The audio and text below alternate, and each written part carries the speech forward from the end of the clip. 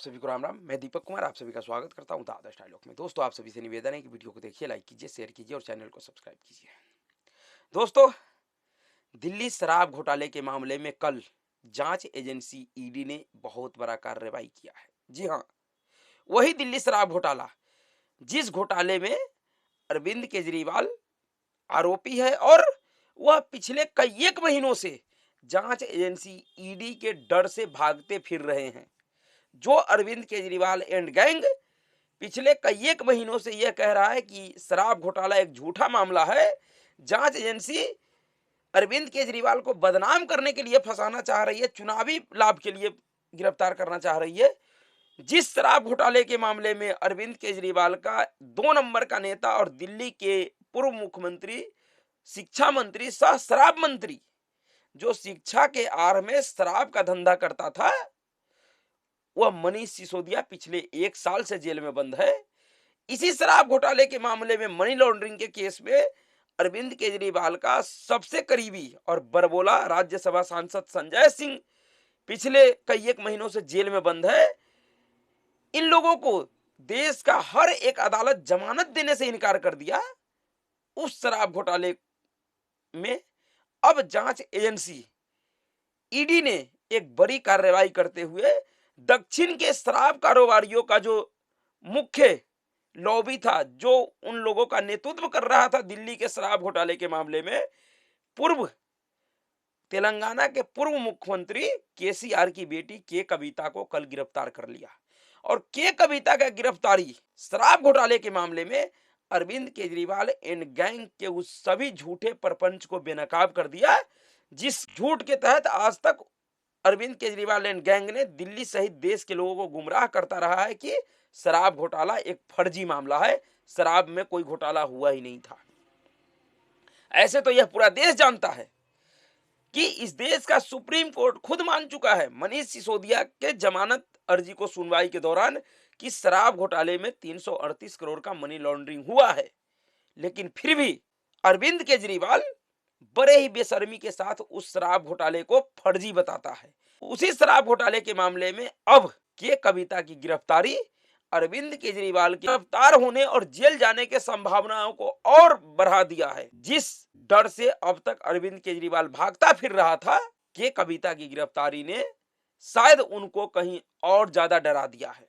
कल जांच agency ED ने बीआरएस के नेता के कविता के हैदराबाद स्थित घर पर 8 घंटे तक छापेमारी किया, तलाशी लिया और उसके बाद 7 बजे शाम को के कविता को अपने हिरासत में ले लिया।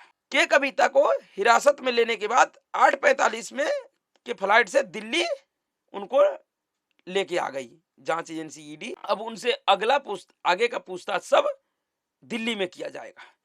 दरअसल के कविता दिल्ली शराब घोटाले के मामले में जो साउथ लॉबी था, उनका यह नेतृत्व कर रही थी और उसी मामले में इनके ऊपर यह कार्रवाई हुआ है, इनको गिरफ्तार किया गया, जिसमें यह आरोप लगाया गया था कि साउथ लॉबी के जरिए के कविता ने अरविंद केजरीवाल को 100 करोड़ रुपए का भुगतान करवाया था। दरअसल ईडी के मुताबिक अमित अरोरा, जो कि दिल्ली का एक बड़ा शराब कारोबारी है, उसने अपने बयान में टीआरएस के नेता के कविता का नाम लिया था और उसके बाद फरवरी 2023 में सीबीआई ने के कविता के अकाउंटेंट बुच्ची बाबू गुरंतला को गिरफ्तार किया।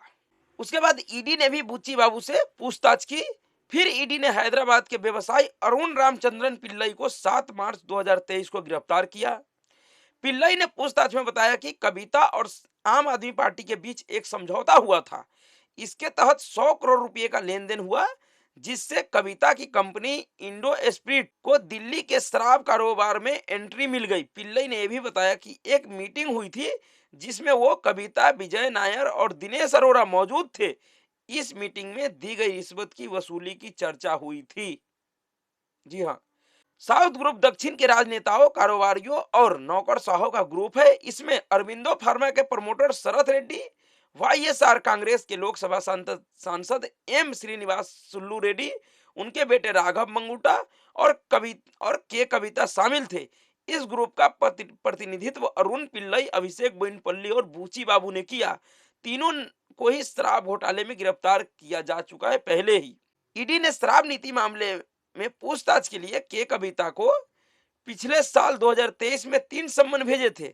इस साल 2 सम्मन भेजे गए, लेकिन उन्होंने सुप्रीम कोर्ट में उन सम्मनों को चुनौती दिया और उसी कार्यवाही को सुप्रीम कोर्ट में जो इनका सुनवाई चल रहा है, उसी सुनवाई का हवाला देते हुए इन्होंने जांच एजेंसी ईडी के सामने पेश होने से इनकार कर दिया। अब देखिए कि के कविता का केस सुप्रीम कोर्ट में चल रहा है। उन्होंने जो के कविता को जांच एजेंसी ईडी ने शराब घोटाले से जुड़े हुए मामले में सम्मन जारी किया था, के कविता ने उस सम्मन को सुप्रीम कोर्ट में चुनौती किया है।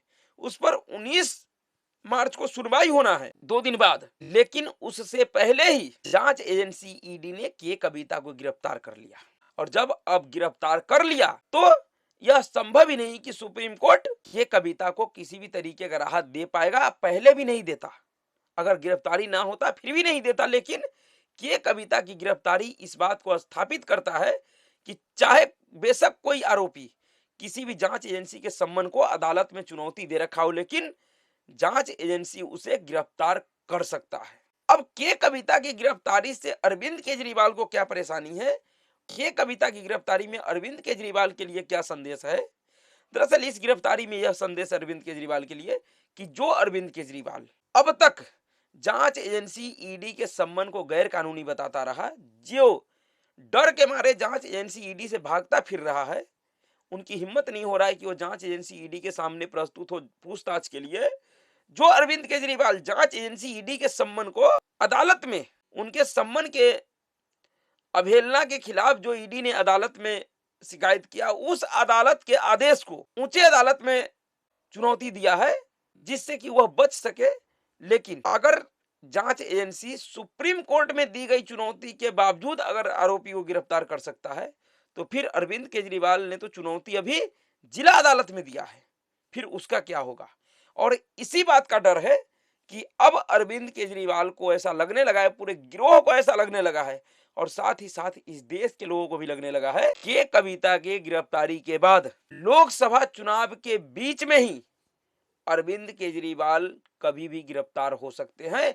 अरविंद केजरीवाल की गिरफ्तारी हो सकती है। जो अरविंद केजरीवाल अब तक जांच एजेंसी ईडी से भागता फिर रहा था, इस देश के लोगों को गुमराह कर रहा था कि दिल्ली में शराब घोटाला हुआ ही नहीं, जबकि पूरे देश ने देखा कि किस तरीके से अरविंद केजरीवाल ने अपने राजनीतिक फायदे के लिए देश और दिल्ली के युवाओं के खिलाफ एक बड़ा षड्यंत्र रचा। यह मामला सिर्फ इतना भर नहीं है कि अरविंद केजरीवाल ने शराब घोटाला किया, यह मामला उससे भी बड़ा यह है कि अरविंद केजरीवाल ने शराब के आड़ में अपने राजनीतिक फायदे के लिए दिल्ली सहित देश के युवाओं को नशेड़ी बनाने का प्रयास किया, उन्हें नशे के लत में डालने का प्रयास किया। जिस देश में यह कहा जाता हो कि नशे को खत्म करना चाहिए, सरकारों का यह प्रयास होना चाहिए कि नशा को कम से कम किया जाए, उस देश में एक संवैधानिक पद पे बैठा हुआ मुख्यमंत्री युवाओं को नशेड़ी बनाने के लिए एक ऐसा योजना बनाता है,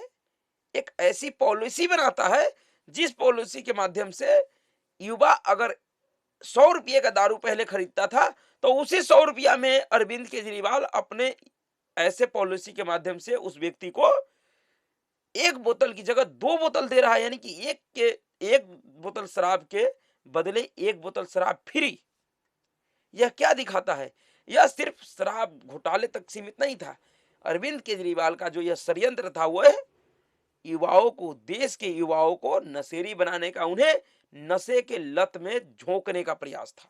एक तरीके से सीधे सीधे युवाओं के जीवन के साथ खिलवाड़ था अरविंद केजरीवाल एंड गैंग का। और उस घोटाले में जब जांच एजेंसी ईडी इनको पूछताछ के लिए सम्मन जारी कर रही है, तो यह पहले तो जांच एजेंसी ईडी के सम्मन को गैर कानूनी बताते रहे, और जब ईडी अदालत की रुख किया और अदालत जब इनको सम्मन जारी किया, तो अब ये अदालत के सम्मन को बड़ी अदालत में चुनौती दे दिया, जिससे किसी भी तरीके से अरविंद केजरीवाल का यही प्रयास है कि वह लोकसभा चुनाव के ऐलान होने तक अपने आप को जांच एजेंसी ईडी से बचा कर रखे, क्योंकि शायद अरविंद केजरीवाल को इनके सलाहकारों ने ऐसा समझा दिया है कि अगर चुनाव प्रक्रिया की घोषणा हो जाएगा तो उसके बाद तुम्हें कोई गिरफ्तार नहीं कर सकता है।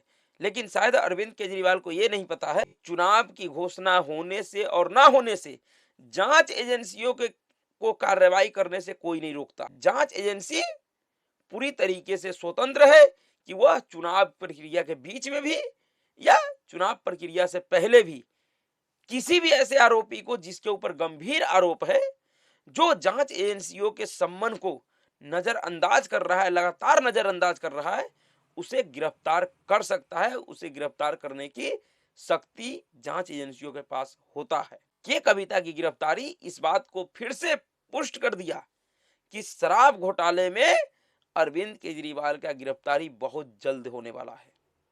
शराब घोटाला हुआ है, यह एक हकीकत है, और अरविंद केजरीवाल एंड गैंग जो लोगों को समझा रहा है वह पूरी तरीके से झूठा नैरेटिव है, एक फर्जी खबर है। ये लोगों को भरमाने का प्रयास कर रहा है। ऐसे भी अरविंद केजरीवाल एक एनजीओ गैंग का सरगना है।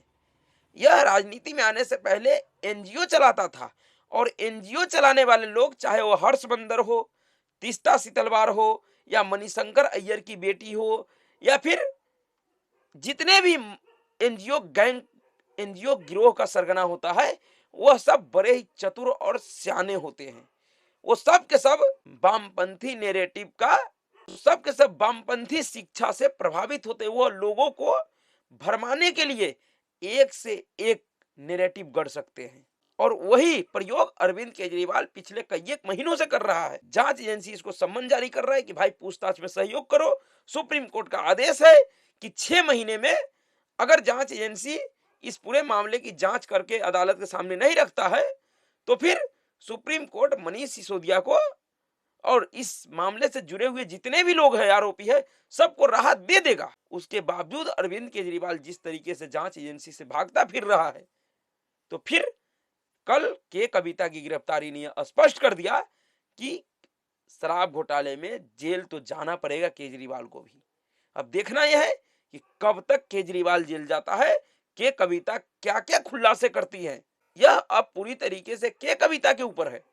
जिस तरीके से इस पूरे मामले में देखा गया है कि एक के बाद एक जितने भी बड़े आरोपी है, वह सब के सब सरकारी गवाह बन गया है। चाहे वो दिनेश अरोड़ा हो, अरुण पिल्लई हो, उस या वाईएसआर सांसद के बेटा हो राघव मंगूटा, या फिर बुच्ची बाबू, इस सब में जितने भी लोग हैं, ये सब लोग धीरे धीरे एक के बाद एक सरकारी गवाह बन गया है। और सरकारी गवाह बनने का मतलब है कि इन सब लोगों ने यह स्वीकार कर लिया है अदालत के सामने कि हाँ, ये घोटाला हुआ था और हम इस घोटाले में जांच एजेंसी का सहयोग करना चाहते हैं। और सहयोग क्यों करना चाहते हैं? क्योंकि इन सभी लोगों को इसमें सजा में कुछ राहत चाहिए। तो जब सब लोग सरकारी गवाह बन गया, तो क्या भरोसा के कविता सरकारी गवाह नहीं बनेगी। और अगर के कविता सरकारी गवाह बन गई, जो कि ज्यादा चांस है कि बनेगी, क्योंकि लोकसभा चुनाव से पहले जिस तरीके का जांच एजेंसी ने कार्रवाई किया है, यह पूरे वाईवीआरएस के राजनीतिक यात्रा को कहीं ना कहीं बहुत जोर शोर से प्रभावित करेगा। और ऐसी स्थिति में अगर के कविता सरकारी गवाह बन जाती है,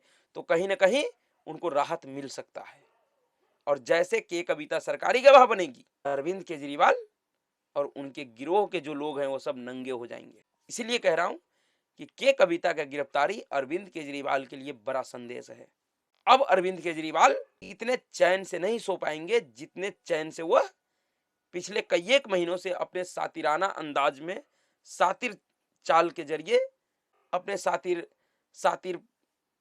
सातिराना दिमाग को लगाकर सो रहा था। देखिए क्या होता है केजरी एंड गैंग का। शराब घोटाला हुआ है या फिर से स्थापित हो गया। अगर शराब घोटाला झूठा होता तो के कविता को गिरफ्तार नहीं किया जा सकता। जिस तरीके से इस पूरे मामले में गिरफ्तारी हुआ है और जिस तरीके से इस पूरे मामले पर देश के हर एक न्यायालय का नजर है, अगर झूठा मामला होता तो इस तरीके का कार्रवाई इस पूरे मामले में नहीं कर पाता, कोई भी जांच एजेंसी नहीं कर पाता। राजनीतिक दबाव में थोड़ा बहुत जांच एजेंसी हाथ पैर तो मार सकता है, लेकिन जिस तरीके का कार्रवाई इस पूरे मामले में किया है, ऐसी कार्रवाई राजनीतिक दबाव में नहीं हो सकता, झूठे मुकदमे के आधार पे तो नहीं हो सकता। देखिए केजरी एंड गैंग का क्या होता है। तो अभी के लिए इतना ही। अगर आपको वीडियो अच्छा लगा तो वीडियो को लाइक कीजिएगा, शेयर कीजिएगा और चैनल को सब्सक्राइब कीजिएगा। नमस्कार।